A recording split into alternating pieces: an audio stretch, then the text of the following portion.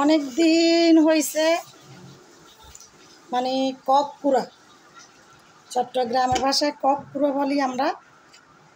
তো লাল মুরগি যেটাকে বলে, ফার্মের মধ্যে লাল মুরগি যেটা বলে, তো ওই বড় লাল মুরগি খাইতে চাইছিলাম একটা। অনেক আগে আমি একটা কিনে আনছিলাম। তো অবশ্যই আমার বাচ্চারা খায় না, দেশি মুরগির মতো কালার, এই জন্য।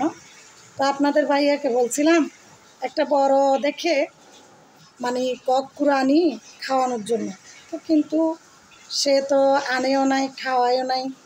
কেন খাওয়াইতে পারে নাই বা কেন খাওয়াই নাই সেটা তো আমি জানি না, তবে আমার অনেক আবদার ছিল।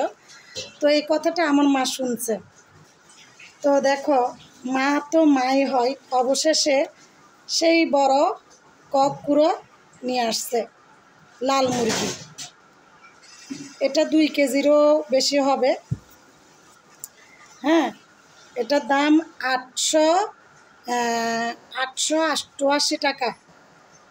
888 টাকা এই মুরগির দাম, লাল মুরগিটার দাম। তো এই মুরগিটা অবশেষে আমার মাই, দেখেন, হাজব্যান্ডের কাছে আবদার করছি কিন্তু সেটা পূর্ণ হয়নি। অথচ মা একটু করে জানতে পারছে, মা কিন্তু মনে মনে রাখছে। মা কিন্তু এই মুরগি আমার জন্য নিয়ে আসছে। এগুলো সব কেটে নিয়েছি, এখান থেকে ঘাড়, পা এগুলো আমি নিই নাই, এগুলো হচ্ছে রেখে দিয়েছি আলাদা। তো এগুলো আমি নিচ্ছি, এগুলো সব মাংস। এখান থেকে আমি ছোটো ছোটো ফলি করে রেখে দিব। আমার যেই দিন খেতে মন চাইবে সেই দিন আমি রান্না করব। তো আজকে তো সবে কদরের পরব, তো সেই অনুযায়ী আমি হচ্ছে আজকে এই যে একটা 200 টাকার ভিতর একটা ব্রয়লারের মুরগি আনাইছি ছোটো দেখে, যেহেতু আমার মাও মুরগি আনছে। এরপরে 1/2 কিলো গরুর মাংস আনাইছি 500 টাকা দিয়ে। 1000 টাকার দরে মাংসের দাম, মানে হাড় ছাড়া।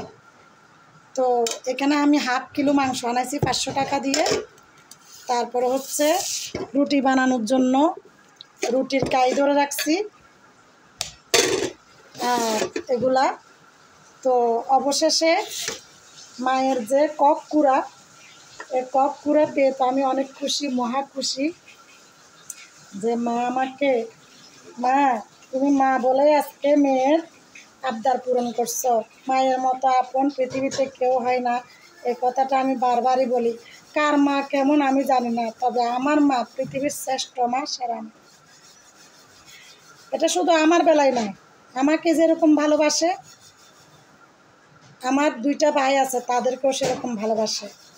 ভাইয়েরা তো মাকে খাওয়াবে, কিন্তু আমার মা, আমার মায়ের স্বার্থের ভিতরে তার মেয়েকে যেরকম ভালোবাসে, তার ছেলেদেরকেও সেরকমই ভালোবাসে। দেখছ? মায়ের জন্য সবাই দোয়া করবেন, ভালো থাকুক পৃথিবীর সকল মা।